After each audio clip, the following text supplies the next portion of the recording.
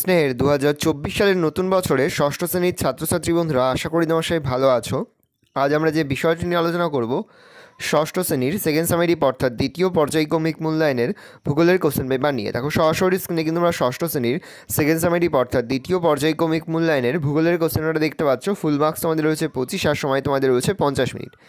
একে দাগে রয়েছে সঠিক উত্তর নির্বাচন করে লেখো যে কোনো 6টি, প্রতিটি প্রশ্নের মান 1 করে 1 × 6 = 6। প্রথম, অন্ধকারাচ্ছন্ন মহাদেশ বলা হয় এশিয়াকে, আফ্রিকাকে, ওশিয়ানিয়াকে না উত্তর আমেরিকা? উত্তর হবে আফ্রিকাকে। পরের প্রশ্ন, পৃথিবীর বৃহত্তম নদী হলো নীল নদ, সেন্ট লরেন্স, আমাজন না গঙ্গা? উত্তর হবে আমাজন। পরের প্রশ্ন, আন্টার্কটিকার চারিদিকে আছে ভারত মহাসাগর, আটলান্টিক মহাসাগর, কুমেরু মহাসাগর না প্রশান্ত মহাসাগর? উত্তর হবে কুমেরু মহাসাগর। পরের প্রশ্ন, বায়ুর আর্দ্রতা মাপা হয় যে যন্ত্রের সাহায্যে তা হলো থার্মোমিটার, ব্যারোমিটার, হাইগ্রোমিটার, অ্যানিমোমিটার? উত্তর হবে ব্যারোমিটার। প্রশ্ন, বিশ্ব অরণ্য দিবস কবে পালিত হয়? 22শে মার্চ, 2রা এপ্রিল, 21শে মার্চ, 22শে এপ্রিল? উত্তর হবে 21শে মার্চ। পরের প্রশ্ন, কোন মাটির জল ধারণ ক্ষমতা সবচেয়ে বেশি? বেলে মাটি, এঁটেল মাটি, দোআঁশ মাটি না পলি মাটি? উত্তর হবে এঁটেল মাটি। প্রশ্ন, কালবৈশাখী ঝড় কখন প্রবাহিত হয়? সকাল, বিকাল, দুপুর না রাতে? উত্তর হবে বিকালে। প্রশ্ন, একটি ভেষজ গাছের নাম? সর্পগন্ধা, আম, কাঁঠাল না কদম? উত্তর হবে সর্পগন্ধা। 2 দাগে রয়েছে শূন্যস্থান পূরণ করো যে কোনো একটি, প্রশ্নের মান 1। প্রথম, আন্টার্কটিকার একটি স্বাভাবিক উদ্ভিদ হলো ড্যাশ? উত্তর লিখবে মস। পরের প্রশ্ন, প্রাকৃতিক সৌরপদ্মা বলা হয় ড্যাশ স্তরকে? উত্তর লিখবে ওজোন। পরের প্রশ্ন, সমুদ্র পৃষ্ঠ থেকে ভূমির উচ্চতা বাড়ার সাথে সাথে উষ্ণতা ড্যাশ থাকে? উত্তর লিখবে কমতে। প্রশ্ন, ভারত ড্যাশ জলবায়ুর দেশ? উত্তর হবে মৌসুমি। পরে হচ্ছে শুদ্ধ না অশুদ্ধ লেখো, প্রশ্নের মান 1 করে 1 × 1 = 1। প্রথম, মিলিবার হলো বৃষ্টিপাত মাপার একক? উত্তর হবে ভুল, তাহলে আমরা অশুদ্ধ লিখব। প্রশ্ন, লাল মাটিতে লোহার পরিমাণ বেশি থাকে বলে মাটির রং লাল হয়? উত্তর হবে ঠিক, তাহলে আমরা শুদ্ধ লিখব। লু একটি শীতল ও আর্দ্র বায়ু প্রবাহ? উত্তর হবে ভুল, তাহলে আমরা অশুদ্ধ লিখব। পরে হচ্ছে 2-এর 3-এ এক কথায় উত্তর দাও, প্রশ্নের মান 1 করে 1 × 2 = 2। যে কোনো দুটি প্রশ্নের উত্তর করতে হয়। প্রথম, বায়ুমণ্ডলের কোন স্তরে জেট বিমান যাতায়াত করে? উত্তর লিখবে ট্রোপোস্ফিয়ার স্তরে। প্রশ্ন, ভারতের জলবায়ু কী প্রকৃতির? উত্তর হবে ক্রান্তীয় মৌসুমী প্রকৃতির। প্রশ্ন, কত খ্রিস্টাব্দে বন্যপ্রাণী সংরক্ষণ আইন চালু হয়? উত্তর লিখবে 1972 খ্রিস্টাব্দে। প্রশ্ন, ভারতের একটি অভয়ারণ্যের নাম লেখো? উত্তর লিখবে জলদাপাড়া অভয়ারণ্য। পরের প্রশ্ন, 3 দাগে রয়েছে নিচের প্রশ্নগুলির অনধিক 30টি শব্দের মধ্যে উত্তর দাও যে কোনো দুটি, প্রতিটি প্রশ্নের মান 2 করে 2 × 2 = 4। প্রথম, বায়ুর চাপ বলতে কী বোঝো? ভূপৃষ্ঠের ওপর বায়ু যে ওজন বা চাপ প্রয়োগ করে তাকে বায়ুর চাপ বলে। উচ্চতা বাড়লে চাপ কমে এবং উচ্চতা কমলে চাপ বাড়ে, ফলে বায়ুর চাপের সাথে উচ্চতার ব্যস্তানুপাতিক সম্পর্ক বর্তমান।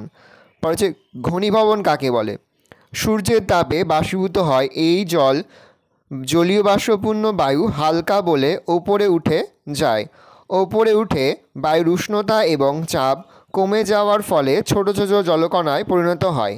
এই প্রক্রিয়াকে ঘনীভবন বলা হয়।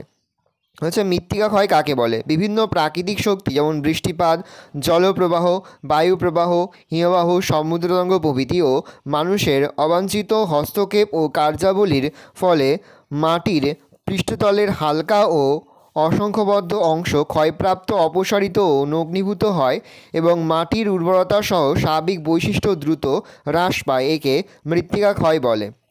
4 দাগে রয়েছে নিচের প্রশ্নগুলির অনধিক 50 শব্দের মধ্যে উত্তর দাও, প্রশ্নের মান 3 করে 3 × 2 = 6। প্রথম, লু এবং আধি সম্পর্কে লেখো। গ্রীষ্মকালে উত্তর ও উত্তর পশ্চিম ভারতে, বিশেষত রাজস্থান, উত্তরপ্রদেশ, হরিয়ানা, বিহার প্রভৃতি রাজ্যের কিছু অংশে দিনের বেলা অত্যন্ত উষ্ণ এবং শুষ্ক এক প্রকার বাতাস প্রবাহিত হয়, একেই লু বলে। এই বাতাসের উষ্ণতা প্রায় 50°C ছাড়িয়ে যায় এবং এর প্রভাবে মানুষের মৃত্যুও ঘটে। পশ্চিম ভারতে ওই একই সময়ে এক প্রকার ধূলিঝড়ের সৃষ্টি হয়, একে আঁধি বলে। এর গতিবেগ ঘন্টায় 50 থেকে 80 কিমি হয় এবং আকাশ অন্ধকার হয়ে এই ঝড়ের আগমন ঘটে। যে পশ্চিমী ঝঞ্ঝা বলতে কী বোঝো? শীতকালে ভারতে সাধারণত বৃষ্টিপাত হয় না এবং আবহাওয়া শুষ্ক থাকে, কিন্তু এই সময় ভূমধ্যসাগরের দিক থেকে একটি নাতিশীতোষ্ণ ঘূর্ণবাত উত্তর হাইপেন পশ্চিম ভারতে প্রবেশ করে, যার ফলে 2 থেকে 4 দিন আকাশ মেঘলা থাকে এবং ঝিরঝিরে বৃষ্টি হয়, একেই পশ্চিমী ঝঞ্ঝা বলে। এর ফলে শীতের তীব্রতা অনেকটা বেড়ে যায়। পরের প্রশ্ন, আন্টার্কটিকা মহাদেশকে সাদা মহাদেশ বলা হয় কেন? আন্টার্কটিকা পৃথিবীর শীতলতম মহাদেশ।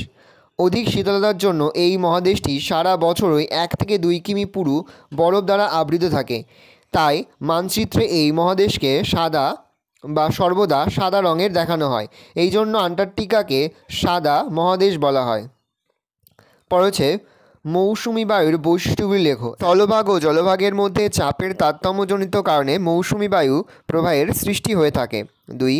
শীত ও গ্রীষ্মকালে বায়ুর বিপরীত দিক থেকে প্রবাহিত হয়ে থাকে, যেমন গ্রীষ্মকালে দক্ষিণায় পেন পশ্চিম দিক থেকে এবং শীতকালে উত্তরায় পেন পূর্ব দিক থেকে মৌসুমি বায়ু প্রবাহিত হয়। 3. মৌসুমি বায়ুর প্রভাবে প্রধানত গ্রীষ্মকালে বৃষ্টিপাত হয়ে থাকে এবং শীতকাল শীতল ও শুষ্ক প্রকৃতির হয়। 4.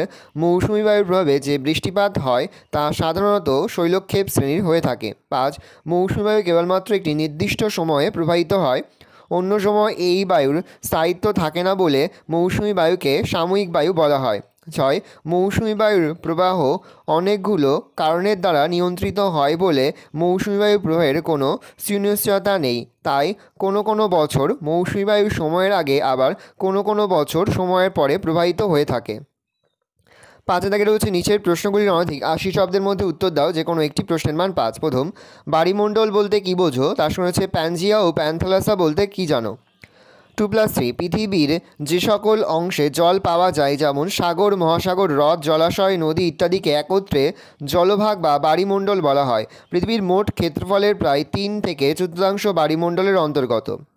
প্রায় চেঞ্জ করবে, ইউরোপ মহাদেশ এবং এশিয়া মহাদেশে দুটি আলাদা ভূখণ্ডে অবস্থিত নয়, একই ভূখণ্ডের পূর্ব দিকে এশিয়া এবং পশ্চিম দিকে ইউরোপ মহাদেশ অবস্থিত।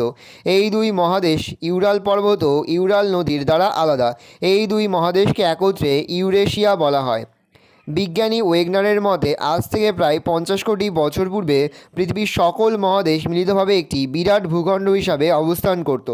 তার নাম ছিল প্যানজিয়া। প্যানজিয়াকে বেষ্টন করে চারিদিকে যে জলভাগ বা মহাসাগর অবস্থিত ছিল তা হলো প্যান্থালাসা। প্রায় 20 কোটি বছর আগে ভূ আন্দোলনের ফলে প্যানজিয়া ভাঙতে শুরু করে ও ভাঙা টুকরো পরস্পর থেকে সরে যেতে থাকে। এইভাবে বর্তমানে 7টি মহাদেশ ও 5টি মহাসাগর সৃষ্টি হয়েছে। বিশ্ব উষ্ণায়ন কাকে বলে? ওজোন স্তর ধ্বংসের ফলে কী কী কুপ্রভাব দেখা দিয়েছিল?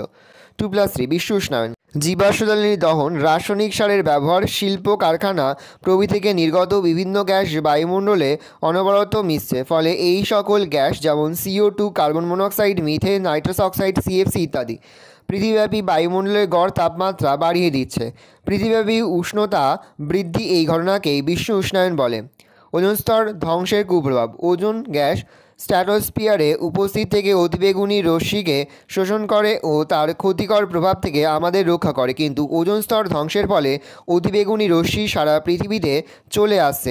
চোখের সমস্যা, ত্বকের ক্যান্সার, বন্ধ্যাত্ব, কীটপতঙ্গের সংখ্যা বৃদ্ধি, উষ্ণতা বৃদ্ধির মতো সমস্যাগুলি দেখা দিচ্ছে। উষ্ণতা বৃদ্ধির মতো সমস্যাগুলি দেখা দিচ্ছে। পরে হচ্ছে উষ্ণতার তারতম্যের ভিত্তিতে বায়ুমণ্ডলের স্তর বিন্যাস করো এবং প্রতিটি স্তরের সংক্ষিপ্ত পরিচয় দাও, অথবা আসতে পারে বায়ুমণ্ডলের স্তর বিন্যাস সম্পর্কে আলোচনা করো। দেখে নাও, ভূপৃষ্ঠ থেকে ওপরের দিকে বায়ুমণ্ডলের বিস্তার আনুমানিক 10,000 কিমি হলেও বায়ুমণ্ডলের উপাদানে প্রায় 97% পদার্থ আছে ভূপৃষ্ঠ থেকে 29 কিলোমিটারের মধ্যে। বায়ুমণ্ডলের এই অংশে পৃথিবীর মধ্যাকর্ষণ শক্তির প্রভাব সবচেয়ে বেশি কার্যকরী থাকে। এখানে বায়ুর ঘনত্ব অধিক। ভূপৃষ্ঠের ঊর্ধ্বে উষ্ণতা হ্রাস ও বৃষ্টির সংযোগস্থলকে বায়ুমণ্ডলের বিচ্ছেদ তল ধরে বায়ুমণ্ডলকে 6টি স্তরে ভাগ করা হয়েছে। পয়েন্ট করবে 1 দিয়ে ট্রোপোস্ফিয়ার। ভালো করে দেখে নাও, আমি আর মুখে বলছি না, মুখে বললে ভিডিওটা বড় হয়ে যাবে, তোমাদেরই অসুবিধা হবে। আমি আস্তে আস্তে স্ক্রল ডাউন করছি, তোমরা কিন্তু অবশ্যই ভিডিওকে থামিয়ে বা স্ক্রিনশট নিয়ে কিন্তু সম্পূর্ণ উত্তরটা তোমাদের খাতে নোট ডাউন করে নেবে। দেখো 2 দিয়ে পয়েন্ট করবে স্ট্র্যাটোস্ফিয়ার। ভালো করে দেখে নাও। পরের পয়েন্ট করবে 3 দিয়ে মেসোস্ফিয়ার। ভালো করে দেখে নাও। 4 দিয়ে পয়েন্ট করবে থার্মোস্ফিয়ার বা আয়নোস্ফিয়ার। 5 দিয়ে পয়েন্ট করবে এক্সোস্ফিয়ার। ভালো করে দেখে নাও। 6 দিয়ে পয়েন্ট করবে ম্যাগনেটোস্ফিয়ার। ভালো করে দেখে নাও। এই রয়েছে টোটাল তোমাদের সেকেন্ড সামেটিভ অর্থাৎ দ্বিতীয় পর্যায়ক্রমিক মূল্যায়নের ষষ্ঠ শ্রেণীর ভূগোলের কোশ্চেন পেপার। ভালো তোমরা কোশ্চেন পেপারটা দেখে নাও। এই ধরনের কোশ্চেন প্যাটার্নেই কিন্তু প্রতিটি স্কুলে তোমাদের কিন্তু সেকেন্ড সামেটিভ অর্থাৎ দ্বিতীয় পর্যায়ক্রমিক মূল্যায়নের প্রশ্নপত্র হবে, সেহেতু ভালো করে তোমরা কোশ্চেন পেপারটা দেখে নাও। আশা করি ভিডিওটা ভালো লেগেছে। ভিডিওটা ভালো লাগলে ভিডিও লাইক করে থাকতে ভুলবে না, আর আমার চ্যানেল নতুন হওয়া লাল করে সাবস্ক্রাইব প্রেস করে পাশে বেল আইকন প্রেস করে যখন নতুন কোনো ভিডিও আপলোড করি সবার ফার্স্ট নোটিফিকেশন তোমরা পেয়ে যাও। আর এই ভিডিওটি তোমার বন্ধু বান্ধবী আত্মীয় সবার মধ্যে কিন্তু অনেক শেয়ার করে যাও যারা এই বছর ষষ্ঠ শ্রেণীতে পড়ছে। আমরা কিন্তু ইতিমধ্যে ষষ্ঠ শ্রেণীর প্রতি বিষয়ে সিলেবাস সিলেবাস, প্রশ্নকার এবং নমুনা প্রশ্নপত্র কিন্তু আপলোড করে দিয়েছি। তোমরা যদি এখনও পর্যন্ত সেই ভিডিওগুলো না দেখে থাকো, ভিডিওগুলো কিন্তু তাড়াতাড়ি দেখে নাও। তোমাদের সকলকে জানাই আগাম পরীক্ষার অনেক অনেক শুভেচ্ছা এবং অভিনন্দন। আশা করি সকলের পরীক্ষায় খুব ভালো হবে। ভালো, তোমরা কোশ্চেনটা দেখে নাও। কোথাও লিখতে বা বুঝতে যদি কোনো রকম অসুবিধা হয় তাহলে কিন্তু নির্দ্বিধায় কমেন্ট সেকশনে কমেন্ট করে জানাতে একদমই ভুলবে না।